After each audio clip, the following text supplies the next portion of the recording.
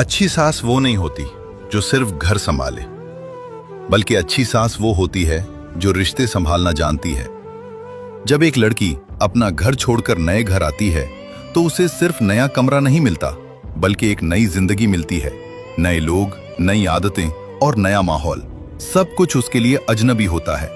ऐसे में अगर सास उसे मोहब्बत, इज्जत और अपनायत दे दे तो वही घर उस लड़की को अपना लगने लगता है।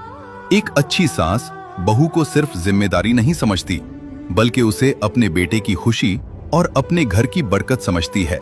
वो हर छोटी गलती पर ताने नहीं देती, बल्कि मोहब्बत से समझाती है, क्योंकि वो जानती है कि रिश्ता डर से नहीं, मोहब्बत से मजबूत होता है।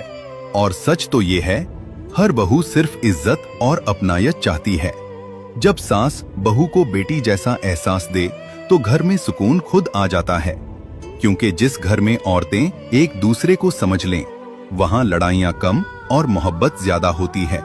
इसलिए अगर आप सास हैं तो सिर्फ घर की बड़ी मत बनिए, दिल की भी बड़ी बनिए, क्योंकि अच्छी सास सिर्फ रिश्ता नहीं बनाती, पूरा घर जोड़कर रखती है।